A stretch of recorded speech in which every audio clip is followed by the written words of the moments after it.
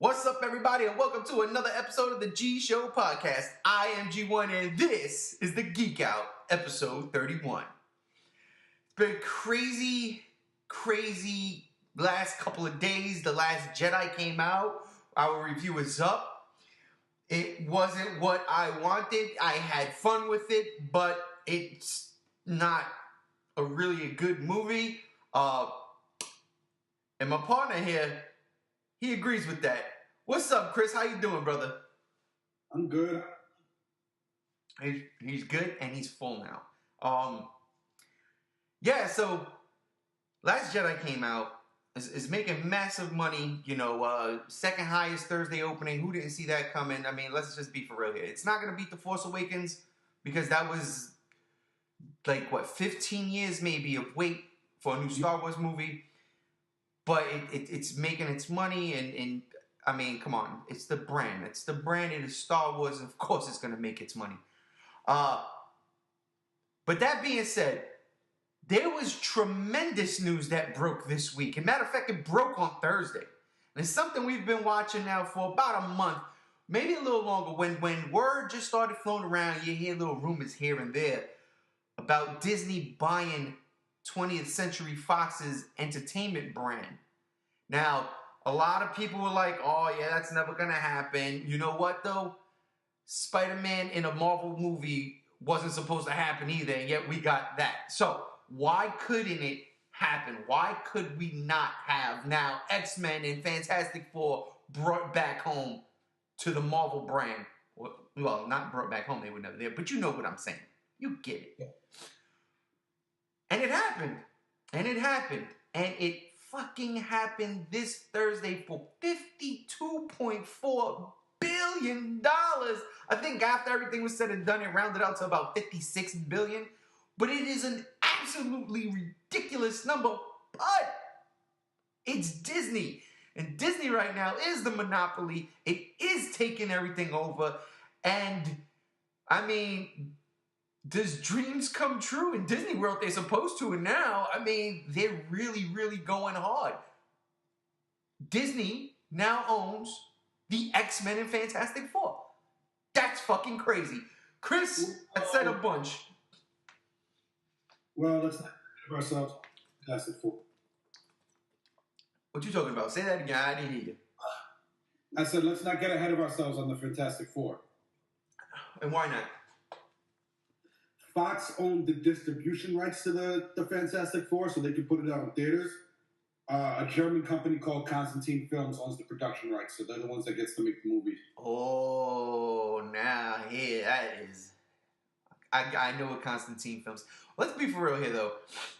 Well, they can play ball. They can absolutely play ball with Disney, but see, the thing is, when I first heard about this, so I got you off right, but when I first heard about this and how it was like more complicated than that, and I started looking into it, and like there were articles from like a year or two ago where Constantine Films was looking to offload a lot of this stuff the way that Fox was doing, which is why the buyout happened. So Constantine Films might not be opposed, like, you know what? We'll sell you the rights back. Yeah, there you go.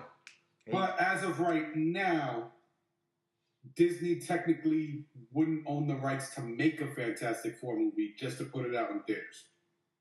Oh, look at that. It's going to be interesting to see how that plays out. I'm sure Constantine Films would gladly give it up. Because if... So, all right, let me ask this question then. If Constantine Films was making these X-Men movies, these Fantastic Four movies, and Fox was distributing them, then why was Fox interfering with the movies? I don't know. Like, I'm just going based on things that I've heard. Maybe it is more complicated than what I'm making it seem, but... Yeah, because I would think maybe a part of this deal was that they swallowed up Constantine Films. I don't know. Yeah, because that's just weird. Like if you're making a movie, you had your own money. I got zero input as far as money goes. It's your movie. You're making it, but you're gonna lease it out to my video store. I got no say in how you make your movie, right? I just put it out there and try to make a couple bucks while I rent it. So that's weird. But yeah, we'll figure that shit out. Yeah. Even still. Those details will come out eventually, I'm sure. Absolutely. 54 point, or whatever it is, $56 billion, high 50s billion dollars. Fox not only gets back the X-Men, Disney not only gets the X-Men, but then they get the Aliens franchise. They got now, is Predator still under Fox? I think it is. I think so. They're getting Avatar. They're getting pretty much everything that was under Fox, Disney now has. My God, man. And there's a Pandora land already in Disney somewhere. But could you, that's how confident Disney was.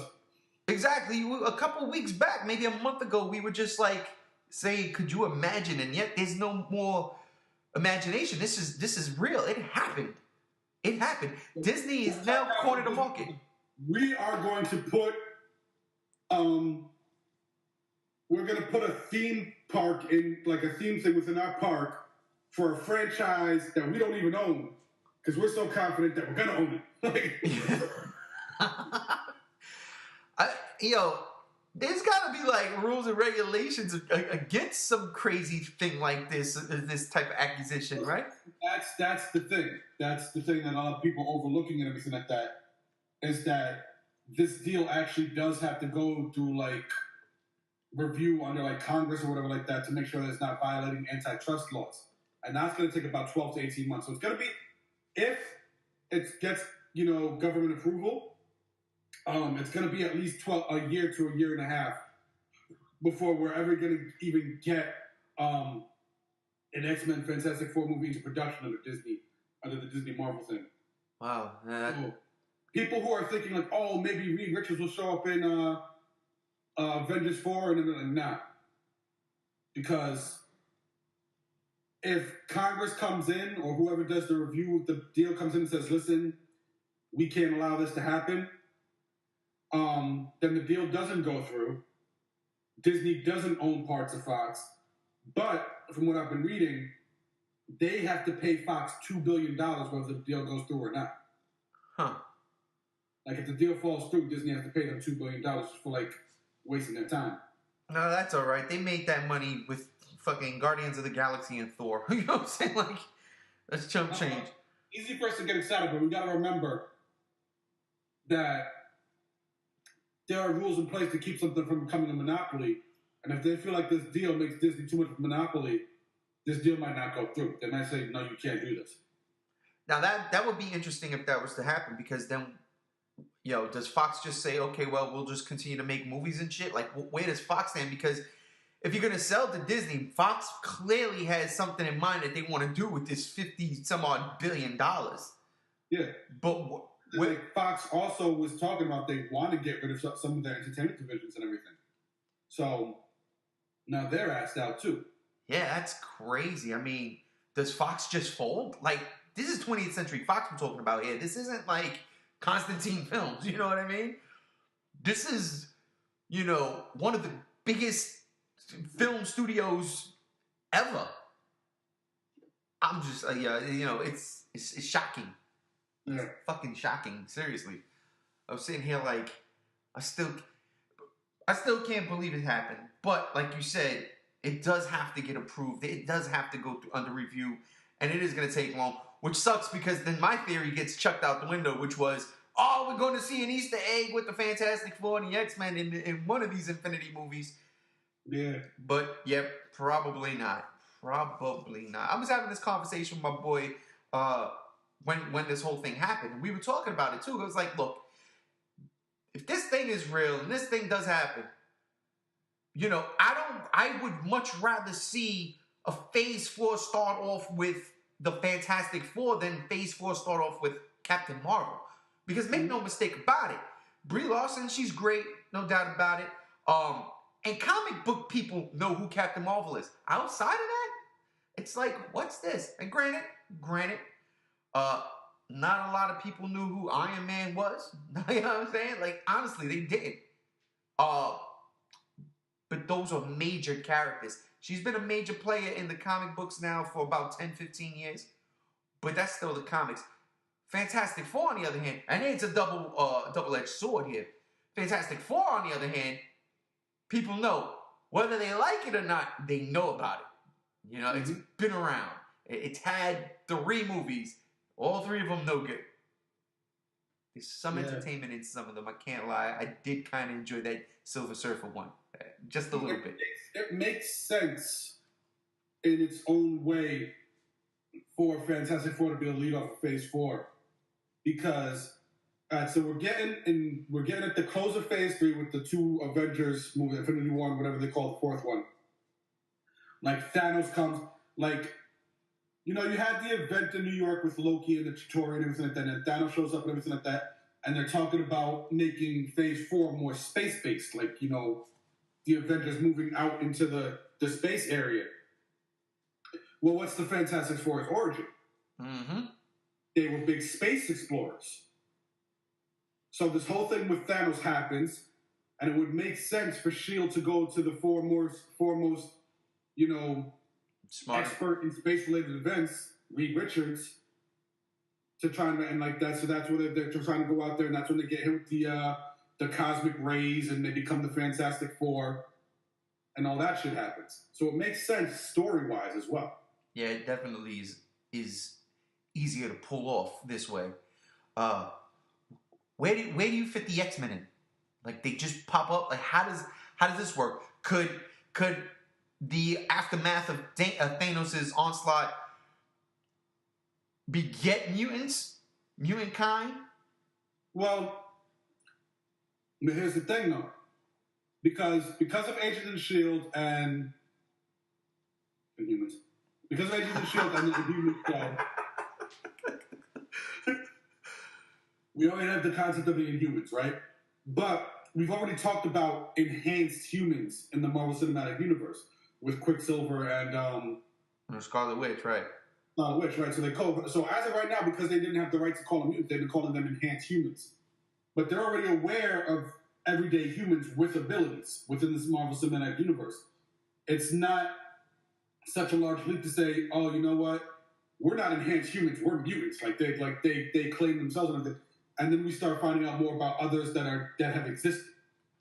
I like this idea you're going down. I really do like that path where someone like a Magneto pops up like, you know, screw this in hand. We are mutants. We are the Brotherhood.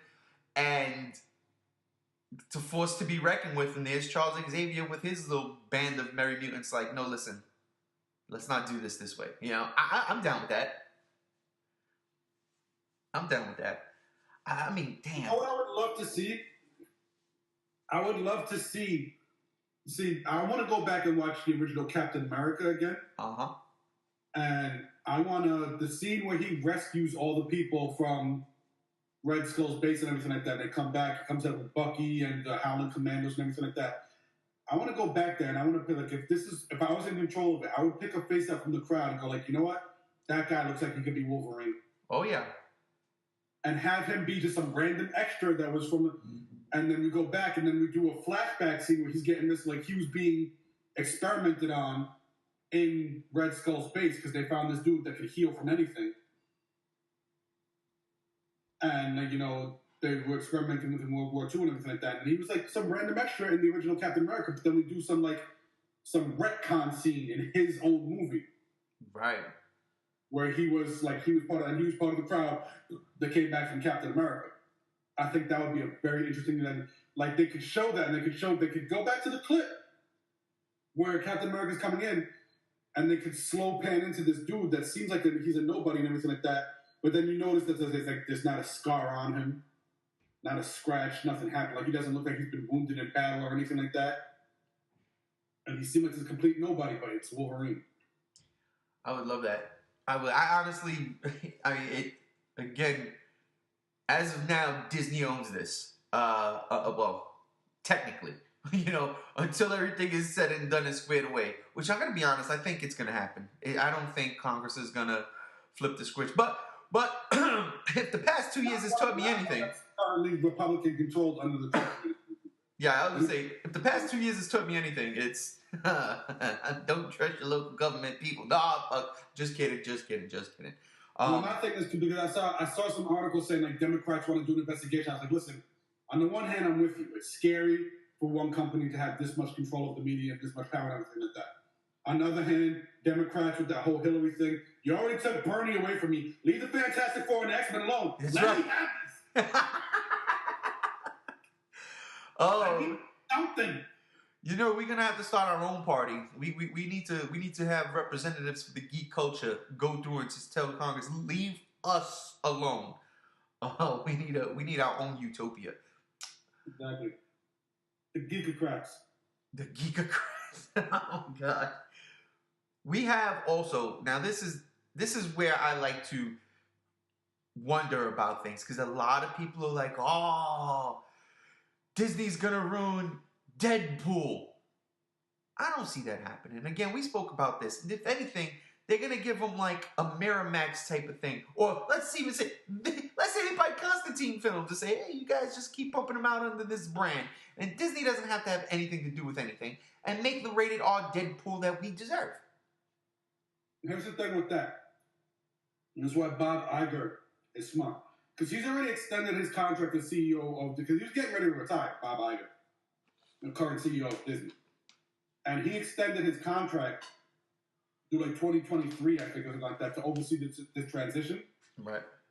One of the first things he did when this deal went through was he went on public where he said, I see no reason why Deadpool should not be rated R.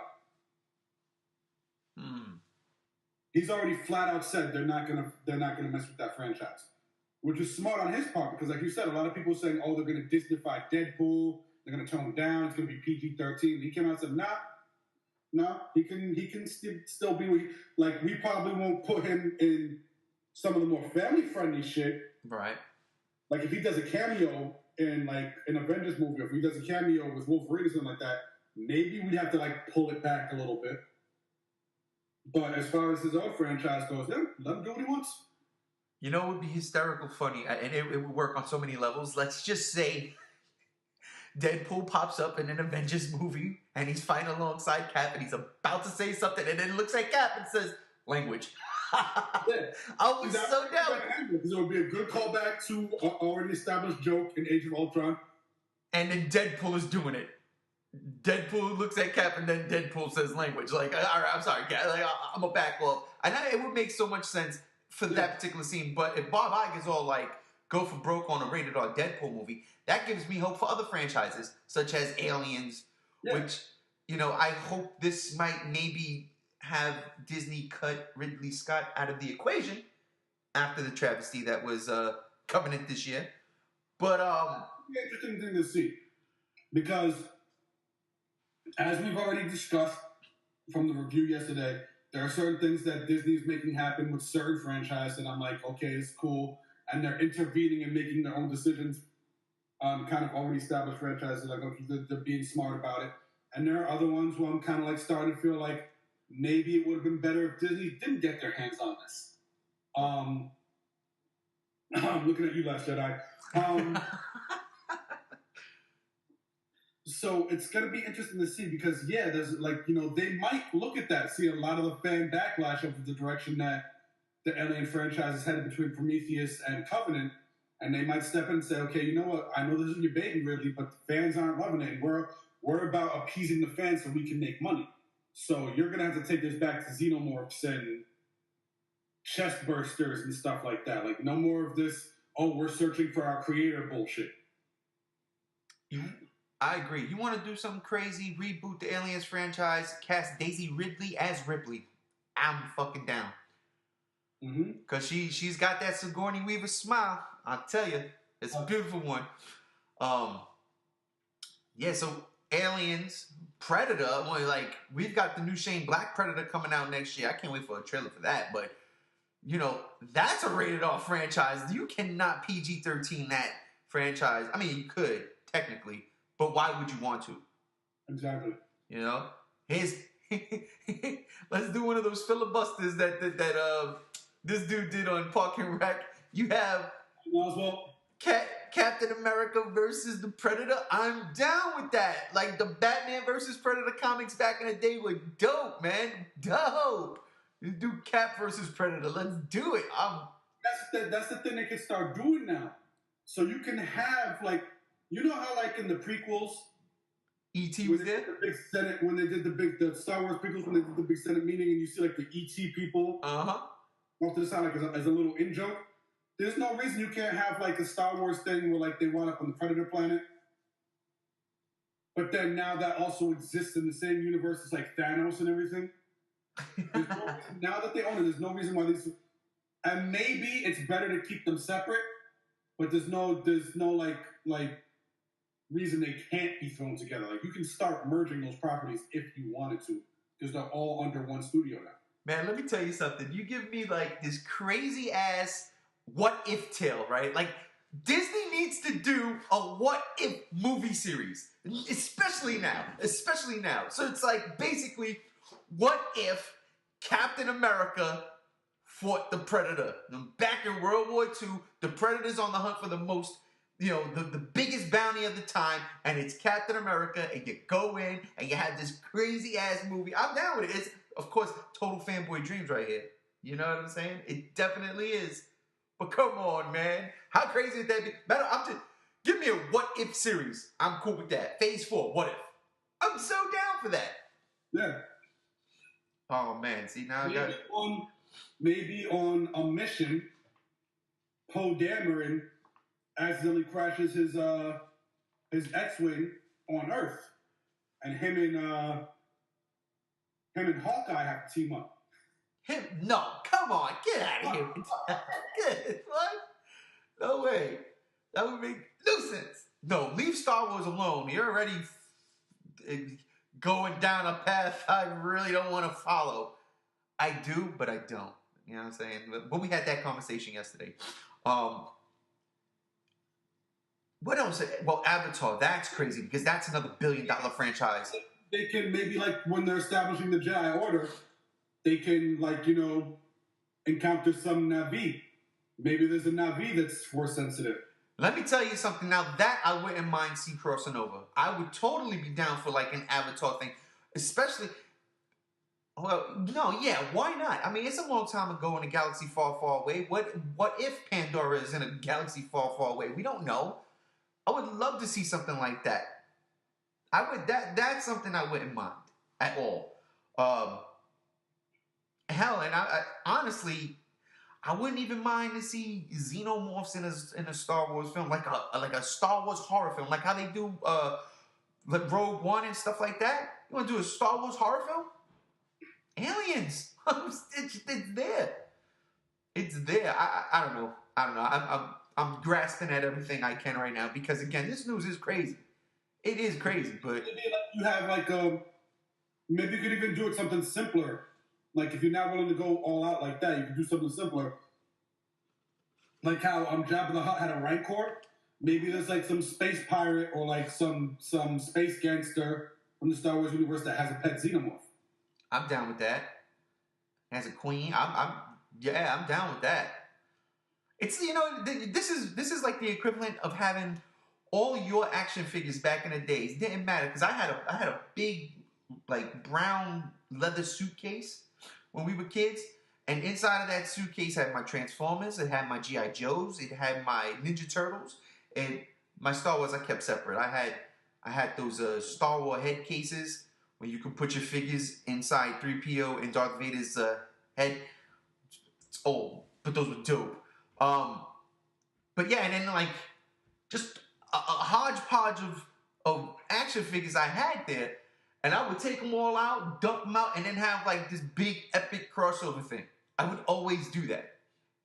Same here. Like I used to have my Spawn action figure right on my T-Rex from Jurassic Park, like all kinds of crazy shit. So all you need is a T-Rex or a Velociraptor and Star-Lord. I mean, it could happen.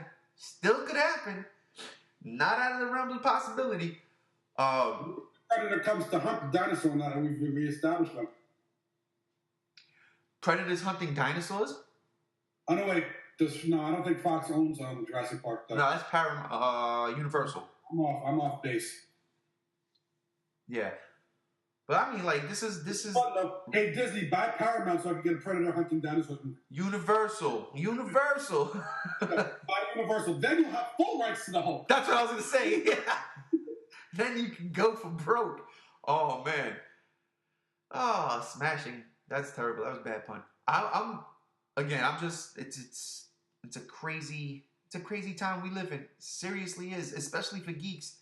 It's a crazy time we live in. You have, here we go, a little segue for a bunch of mixed match toys in one place. Ready Player One trailer. Exactly. That came out last week, right after we wrapped the Geek out. Because if we would have seen it before, and we would have talked about it then. But that literally dropped right after we wrapped, and I was uploading it to YouTube. Now, I watched that trailer only one time because I knew it was going to play in front of Star Wars. So I was like, I'm going to watch this thing on a big screen. But I loved it. I loved it, trying to, see who was what. Like, all the little Easter eggs they had in there. There's a really, they had King Kong in there. I love that. They showed the Iron Giant again, which was cool. But then fucking Gundam popped up. I was like, yo! Now, I've never read the book. But I know that in the book, Ultraman and Mechagodzilla are supposed to be in it. Now, y'all know me, G-Showland. I love me my Japanese giant monsters. And I just got into Ultraman, so that's cool already. And Mechagodzilla, come on. As of right now, because The Last Jedi made me so upset, Godzilla might be my #1 franchise. I'm just saying. But that would be cool if they popped up. I doubt they have the rights. I'm 100% sure they don't have the rights to any of that, which is why they're substituting with the Iron Giant and Gundam, unless Gundam was in that already. But still, it's amazing to see these things happen in a movie, and it brings me back to Who Framed Roger Rabbit, and more recently the Lego Movie, where you can get these properties, bring them together, and nobody's beefing. And that's how society should be. But enough of that. What did you think of the trailer? I loved it. When I saw King Kong in the distance, I lost my shit. Yeah. They're racing down the city streets, and you see the Empire State Building in the background. You see the giant gorilla holding what I'm assuming is supposed to be Fei Ray, and just leaps from the building. I'm like, yo, fucking King Kong, yo! I was like, you remember that? That was the first thing I did was I sent the message to the Geek Out group that we have on Facebook, and I was just in all caps, King Kong! Exclamation point, exclamation point, exclamation point. Yep. I was so amped for that moment. This movie is going to be great. This movie is the epitome of what we're talking about with shared universes and, different characters popping up and other things and everything like that. It's going to be, I'm like you said, I'm not familiar with the book. I'm probably going to read the book now that I'm getting amped for it and everything like that. But this whole thing where you're seeing all your favorite geek things thrown into one location. And it brings back those feelings of watching Who Framed Roger Rabbit, where you're seeing all these characters in one movie. And it brings back, all these memories of other franchises that and I'm so hyped for this movie. I'm so looking forward to it. One may say it's nothing but fan fiction, but ladies and gentlemen, we live in a time where fan fiction has now become reality. There's a movie being made where our favorite things are coming together.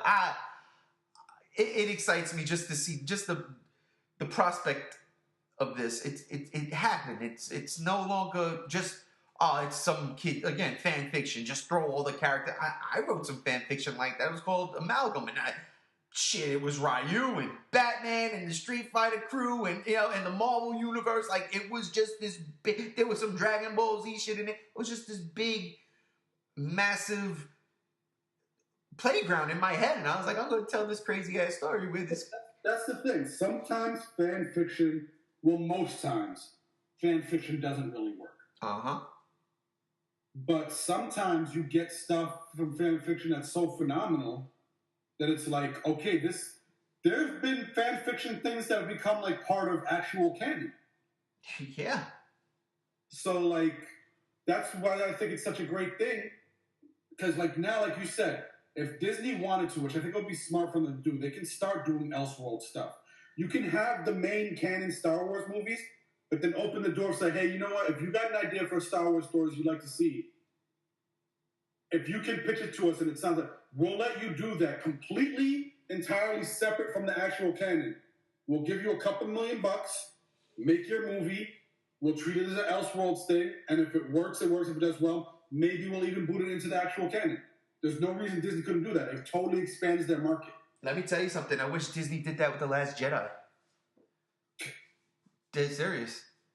The problem with The Last Jedi is they let somebody do their own fan fiction. That one was one of the ones that didn't work. Yeah. Yep. You know what they need? You know what they need? They need George Lucas to come in and do the special edition. Retcon that shit. Come on, George. I'm pulling for you, George. I never lost faith in you, George. Maybe one time. Maybe not even. No, George. I love the Jar Jar thing still haunts me. George, come on, George. Get back in the center. Like I said, the Jar Jar thing only makes me lose faith in George Lucas if and because of what we talked about. If his original plan was to make Jar Jar like this evil Sith Lord behind the scenes and he abandoned it because he wanted to appease the fans, that aspect of it makes me lose faith. I'm like, if your plan was actually to make this character like that and you would have this mind-blowing, the prequel version of the I am your father moment, and you abandon that, then George, you fucked up. You should have stuck to your guns on that one. Let me tell you something. Since you said that, man, now my brain, the wheels just went. It makes perfect sense, too, because you can have Palpatine there. I have no problem with Palpatine being there. But senators are swarmy anyway. So it wasn't like he was a good guy. He was fighting the good fight for Naboo. But when you have something like a Jar Jar Binks, if that was the case, he is right under your nose at all times. And that's what I'm saying. Like, Palpatine, we could even have it, because Palpatine turns Vader turns Anakin to the dark side, and he becomes Vader, and that goes into, New Hope, Empire Strikes Back, and Return of the Jedi, and everything like that. All this stuff is happening, and it almost seems like it would almost seem like Jar Jar has, and it doesn't make sense to have Jar Jar be in the dark, because he doesn't have any parts in the original trilogy. And that's fine. But I think, it could be a thing where Palpatine doesn't even know that he's being played. Right. He's being manipulated. And I'm telling you, if in episode 9, if Abrams really wants to impress me, and this is just my own thing here, a lot of fans will probably hear this and be like, fuck you, Monty, you don't know what you're talking about, that's bullshit. So we eliminated certain things in The Last Jedi that we thought were going to play out that didn't really play out. But that can still work. And if you really want to impress me, Abrams, in episode 9, in those final moments where things are coming down to the wire, whatever like that, and they're like, maybe Kylo Ren is kind of seeming like he's the big bad, but then things are going on. Like, who's actually the big bad? And, they get to this place, and, who's the one that's controlling everything? We don't know. Is it Kylo? Is it what's going on? And then fucking Jar Jar comes out. No Misa, Bida, Bam, bad voice. Just comes straight out in this, evil, dark, growly kind of voice, fucking, I was the one behind this the whole time. And I guarantee you, as much as fans hated Jar Jar in the prequels, everybody would lose their shit, and that would be the most iconic moment in the entire Star Wars franchise. Okay. I ain't laughing at you. I'm not even joking about that. I know, that's fine. The most mind-blowing thing they could do. I'm going to tell you, I don't think it'll be the most but the biggest moment in Star Wars history. It's still going to be Luke, I am your father. But I will say this. That setup is perfect, and I would absolutely love to see that, especially after The Last Jedi, because The Last Jedi threw everything under the bus. Yeah. Everything. So JJ gets to strike back. The other thing was a big moment. I'm not trying to take anything away from that, but I'm telling you, with everything that we've established in the universe so far, the prequels didn't really, prequels just made Jar Jar seem like this goofy kind of character. No mention of anything in the original trilogy because that wasn't even a concept back then. These next 2 movies that we just did, Last Jedi and Force Awakens, no mention of it. So, we're all acting like Jar Jar is this non-factor anymore. Just this annoying thing that we had to deal with in the prequels, and now it's gone, we have to worry about it anymore. I'm telling you, I honestly believe that even as epic a moment of finding out Darth Vader is actually Luke Skywalker's father, as epic as a moment as that was, and as iconic, and it'll go down in the annals of cinematic history, I honestly believe that if in this last movie, out of nowhere, they just fucking bring Jar Jar back, and he's like, I was behind everything, this is part of my grand scheme. That, I'm telling you, that would be bigger than I Am Your Father. That would be bigger in terms of people rioting in the theaters. You know, like, I wouldn't want to be working in a movie theater if I knew that was content. Right now, it would be pandemonium. People will, the world would shatter because people will be up in arms. Disney would lose everything to Constantine Films. I don't think they would. I think if they framed it in that context, where they revealed it as part of the, I honestly think that if they framed it in that context and they, the Jar Jar theory was true, and that all that bumbling around being annoying shit was just him playing this buffoon, so nobody saw him coming. I think if they framed it in that context and audiences understood it for what it was, I don't think they would. I don't think they would riot. I don't think they'd be mad. I think they'd be like, "Holy fucking shit! That, oh my god!" And they'd be talking about it forever. Only in an alternate universe. I find your lack of faith rather disturbing, right? Yeah, well, my faith has been shaken Thursday night. There was another trailer that dropped last week that actually I didn't see. It dropped earlier. I didn't see it until after the Geek Out. I wanted to talk about that too. That was Sony's animated Spider-Man Into the Spider-Verse movie dropping. I think that's next December, so we have a whole year to go. But it's got Miles Morales as Spider-Man, and for those who hate on Miles Morales, get over it. He's actually a really good character in the comics. He's a cool concept character. I love Miles. I really do. And it's not that he took, or he replaced Peter Parker. He is replacing Peter Parker. But if you read the comics, you'd understand why. That being said, the trailer hints at why. You see the grave of Peter Parker. But this animation was really good. Like, I really enjoyed what I was seeing. It felt funky. It felt comic book. And most importantly, and most of y'all probably ain't going to get this, what I'm going to say right now, but it felt New York. Yeah.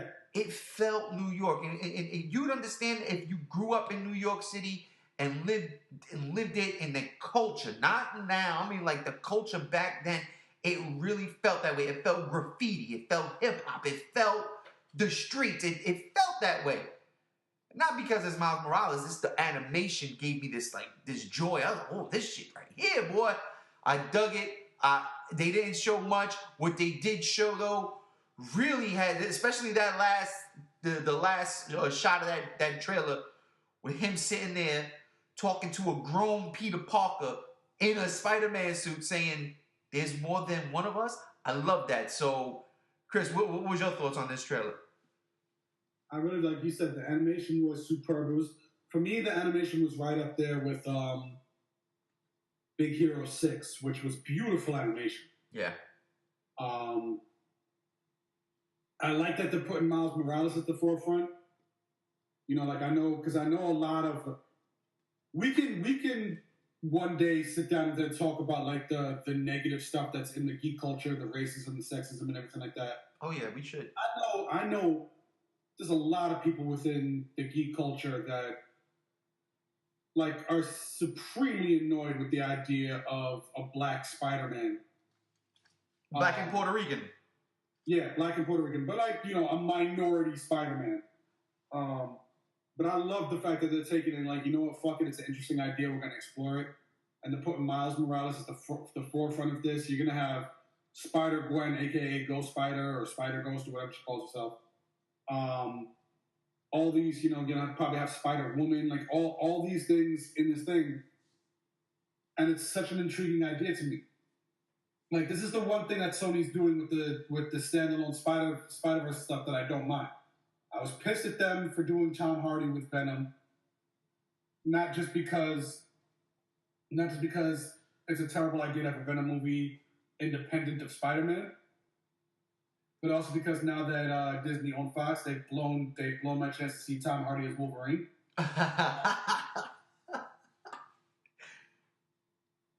But yeah, so like I'm really intrigued that and this is obviously a teaser trailer. They just took a couple of concept footage video, test footage stuff and everything like that to show us what it's going to look like.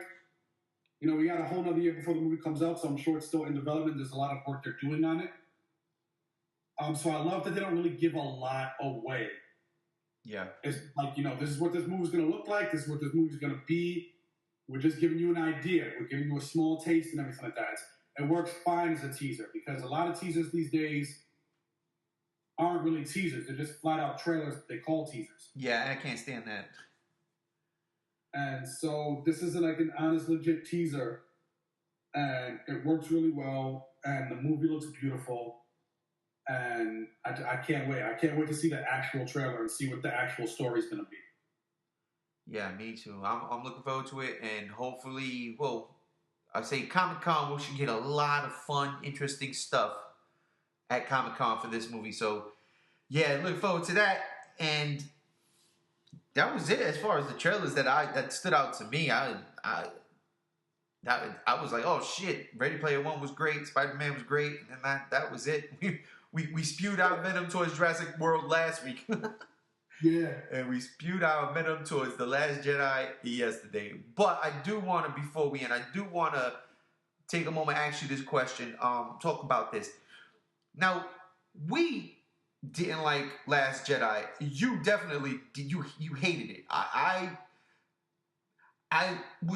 enjoy some of it. There's a lot wrong with that movie, and it goes nowhere at the end of the day. That's why I'm hesitant to say that I hated it, because like you, there are moments. But the problem is the main things that I liked about the movie were just the spectacle things, and I don't feel like that all a movie should have to offer is spectacle. That's a problem for me. Like, I'm one of those people, I need the story to work. I need the characters to work. I need, like, all that stuff that drives a movie to work. It can't just be like, oh, that was real. Like, it can't just be that lightsaber scene was cool. It can't just be that hyperspace. That moment at the end with Laura Dern. Right. It can't just be, oh, that looked really cool. It can't just be at the beginning, that was really cool. That's not enough for me to have these cool moments. Yeah. There has to be something behind it that drives it, for me. And this movie didn't have that. So I was really impressed with some of the visual things that they did. And, like, when they happened, I was like, oh, man, that's awesome. But because there was, like, nothing behind it, I was like, yeah, that was awesome, but it was also kind of bad because it didn't make sense. So let me ask you this question, because we've seen the movie and we have our feelings about it, right?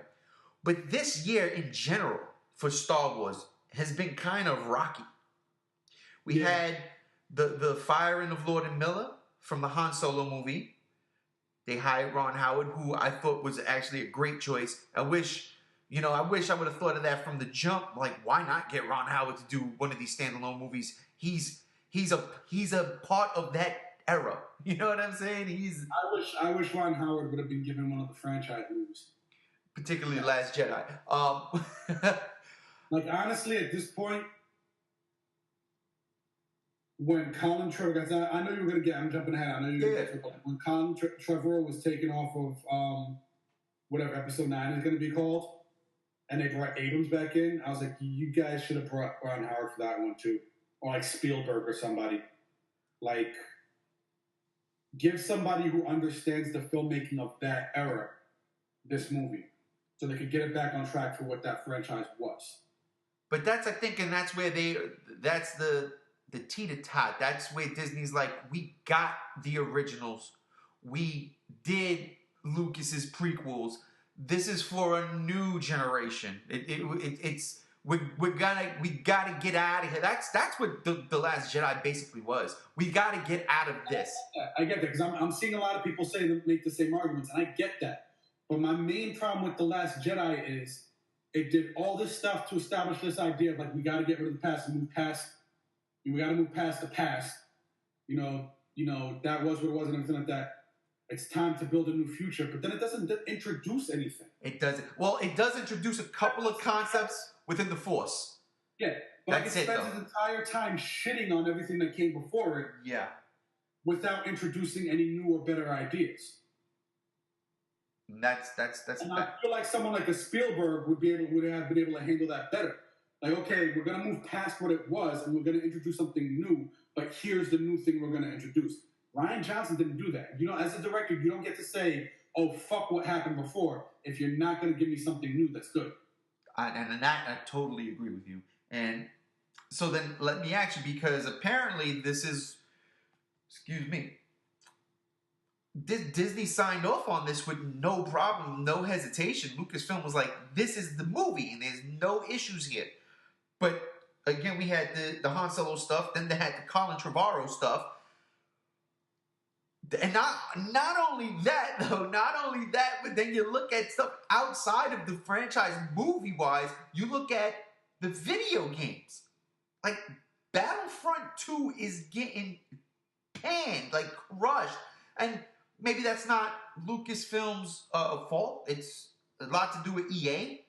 But it's still Star Wars, so it's still like that stink follows it.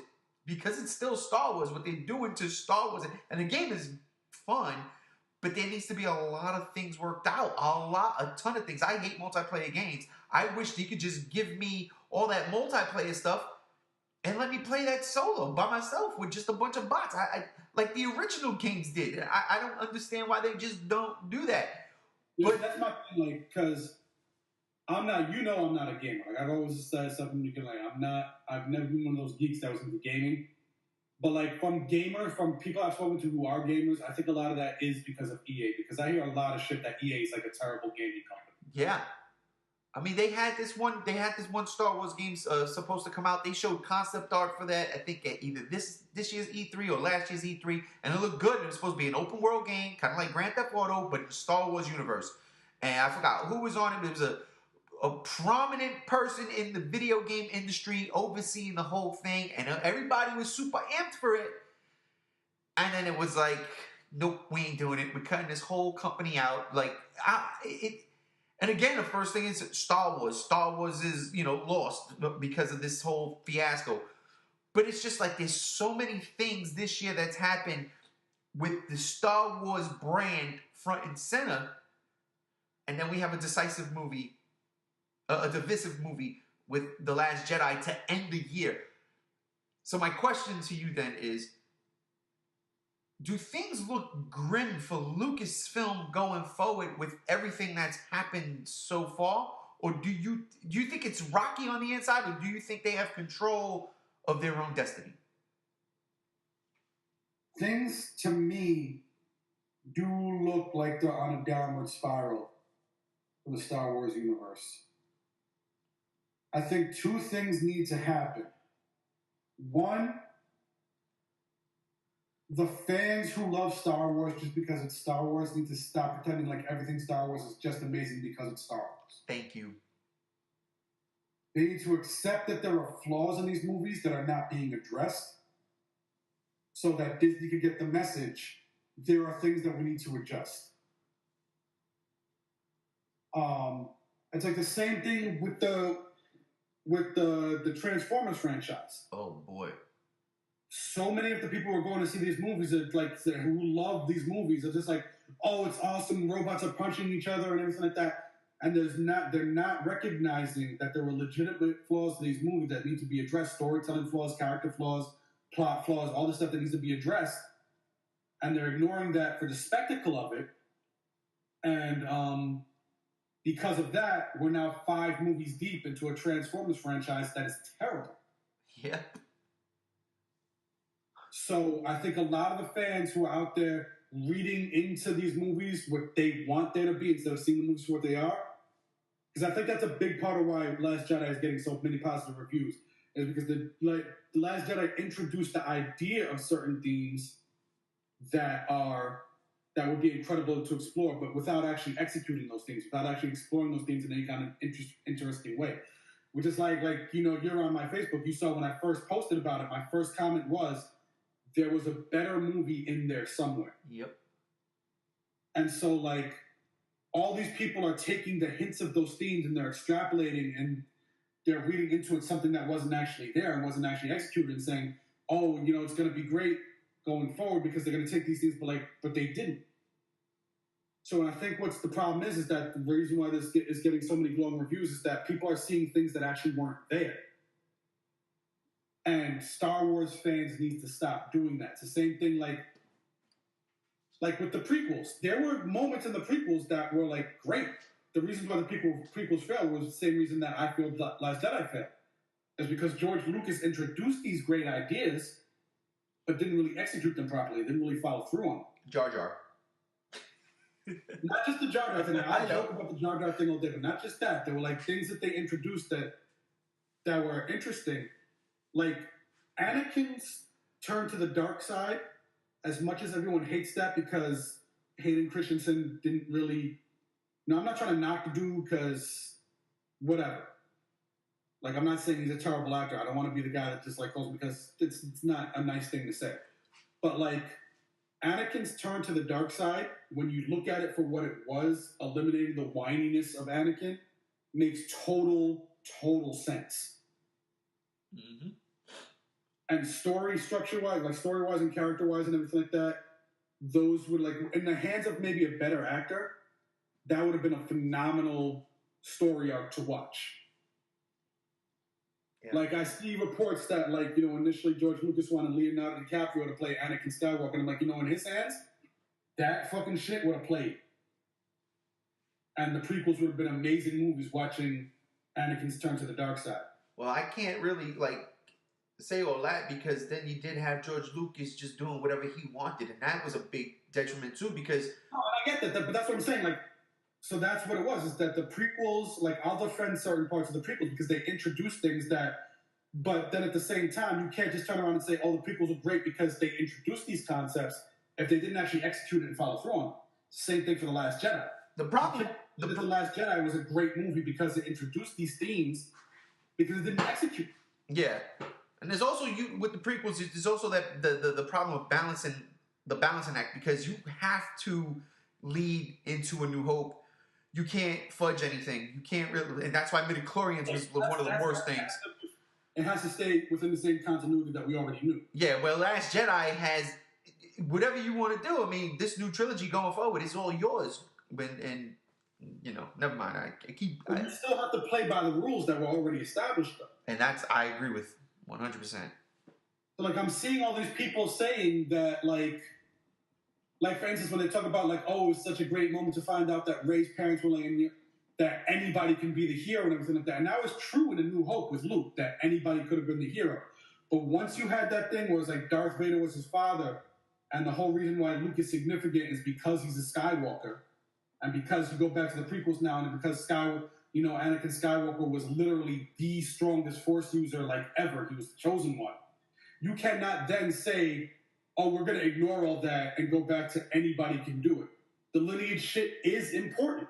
It is. It's an established rule within that universe. It is. Now, I'm not saying that you can't have a random character who just happens to be an incredible Force user, like we got with Rey, that's totally fine. But you can't introduce that concept and then act like that replaces the original concept. You just have to add it on top of it. Right.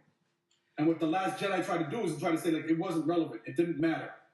Ben Solo being the grandson of Anakin Skywalker doesn't matter in context of being great, but it does.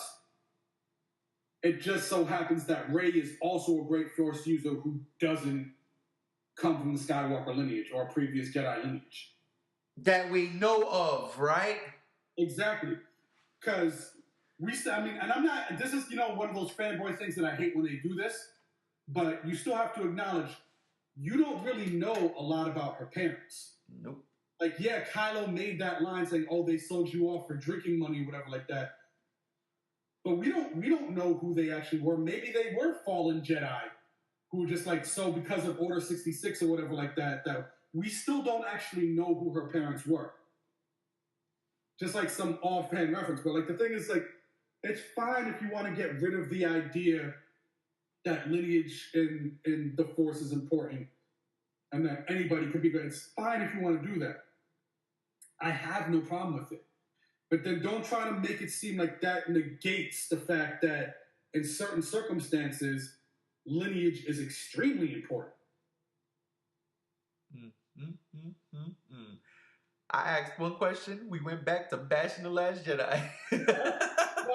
I'm sorry, man. That's what I'm saying. That's why I'm worried about where this franchise is going, because you have these directors that are trying... It's fine trying to inject your own ideas into an already established franchise. Nolan did it with The Dark Knight. Like, he did it with Batman Begins, The Dark Knight, and then by the time Dark Knight Rises came out, he kind of completely veered off course. Yeah. There has to be certain points where you do course correction on that, though. Like, for instance, there has to be moments where, like, if he's coming up with ideas that are interesting, but they don't really fit with what the character is, someone has to step in and say, hey, that's a cool idea, Nolan. We can touch on it, but you still have to maintain that, like, Batman would never quit. Or Batman would never kill Zack Snyder. Exactly. So you still have to adjust your ideas for what's already been established with the character or the canon or the continuity. So it's cool that Rian Johnson wanted to do this thing, like, let the past die, let us establish a new thing moving forward, and we're gonna get away from the Skywalker story, because I'm 100% on board with that. We told the Skywalker story. It's time to move on. It can't just be about the Skywalkers all the time anymore. So I'm cool with them killing off that idea, but when you're transitioning into that, you can't say, let's ignore all this shit happened. Here's, like, an idea that I have, but then you don't actually implant that idea in your story. You just say, this is something that we can explore in the future, but we're not going to start setting up for it right now. Yeah, we're not going to set up for it right now because we got to take care of some business from the past. Exactly. Yeah. So basically, Lucasfilm is that where they go now? Real quick, I do 100% agree with you with the fans, with the Star Wars rabid fans. I am a Star Wars rabid fan. I love it. Like I said again, the prequels, the lights got me. I was all in on the prequels. When Phantom Menace came out, I mean, I hated Jar Jar back then, but I was like, fuck it, because the lightsaber do, like you said. So you can't just pick and choose moments when the whole thing it doesn't work. Now, I will defend Revenge of the Sith till the day I die. I don't care. I love that movie. Oh, yeah. I'm the same way. Revenge of the Sith was clearly the best of the entire prequels. Right. But I agree with you because while watching some of these reviews lately, I've been seeing the anger, and not even anger, more disappointment with The Last Jedi, but then give it a 9 out of 10. I'm sitting there like, that's because you're a fucking fanboy. I couldn't do that as a fanboy. Look, last year Shin Godzilla came out to praise for some, and I absolutely despise that movie. Absolutely hate that movie. And I'm a Godzilla fan. Okay? Star Wars comes out. I defend the prequels, not so much the first two. But like I said, Revenge of the Sith, we can fight. And I love The Force Awakens. I got nothing bad to say about the OT except for the special editions. George Lucas should not have messed with Jabba's palace in the special editions. That's all I got to say about that. That thing what comes out of this Disney Fox buyout is that they're like, you know what? We're going to release the untouched originals.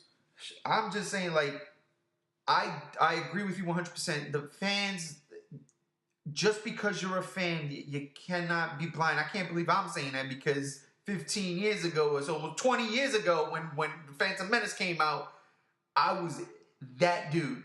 You couldn't tell me nothing. Star Wars is back and it's the best thing ever. And it's really not. And that's what's happening. That's how I feel it's happening right now, especially when I'm watching this dude dog this movie and then still give it a 9 out of 10. I don't get it at all. I was like, what? Fuck out of here with that bullshit. Anyhow. Yeah, see, that's the thing. That's the problem that I have. It's like you have all these people acknowledging the flaws and then saying, okay, here's this flaw, here's that flaw, here's this flaw, here's things that didn't work in this movie, but I'm still going to call it the best Star Wars movie of all time. Exactly. You can't do that. That doesn't make sense. Exactly. Not to say that great movies don't have flaws, but, like, you can't say, okay, this didn't work, but it's better than Empire Strikes Back, or it's better than Return of the Jedi. What the fuck are you talking about? You just gave all these examples of how it's worse than those movies. Oh my god. So I don't think we answered the question.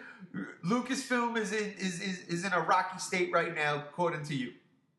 Yeah. And so I'm worried that if Disney doesn't course correct going forward, I'm worried that if they only pay attention to the fans who are just being fans because they're fans and not paying attention to the fans who have legitimate critiques and saying, like, you got to course correct this shit, man. Like, I'm worried that if they don't listen to them, this franchise is going to go off the rails. Do you think we have too much Star Wars? As of right now, no. Okay. Like, we definitely have way more superhero shit going on than we do Star Wars, and I don't think we have too much superhero shit, so I do not think we have too much Star Wars. Gotcha. Well, Chris, I want to thank you seriously, man. This was a great conversation. Oh, of course. And yeah, we're going to wrap it up here. Ladies and gentlemen, thank you for joining us. We set out on one path, and we still ended up in the dark side. Well, fuck it. It's fun that they've got cookies. You know, at least that's how the meme goes. Now, before we part, I do feel that, like, sometimes not for the main Geek Out next Sunday or whatever. I think sometime within the next week, though, we should plan on doing, like, now that Disney is buying out 20th Century Fox, I think we should do, like, some Fantastic Four and X-Men fan casting. Ooh, me like you a lot. Whoa, Misa gonna do that. All to me, bomb back. We also got coming down the pipe, because I mean it's almost over the year. We got to do our top 10. So we're gonna start getting that together. That's gonna be fun. Spoiler alert: The Last Jedi is not making. He put the spoiler alert up now. Unbelievable. Whatever you think our top 10 is gonna be, Last Jedi ain't gonna be there. I will personally make sure that shit doesn't happen. We are going to basically Ryan Johnson the previous 30 episodes of the Geek Out, where we were like, Star Wars is gonna be the #1 movie of the fucking year. We're gonna Ryan Johnson this bitch. We're coming down that episode, like, you know what, all that stuff we were saying before, forget it. Fuck it. We're doing this new thing now. Yo, you know what could have benefited? We're going over. Fuck it. You know what could have benefited that? The DCEU. Seriously, just say, fuck it, let's just do it over. Like, mid-movie. Oh, my God. Listen, ladies and gentlemen, we're having too much fun here. We got to part ways right now. Chris, thank you for being on with me, brother. Always a pleasure. Ladies and gentlemen, thank y'all for listening to us. We had a good time today. I am G1. This is the Geek Out. Peace.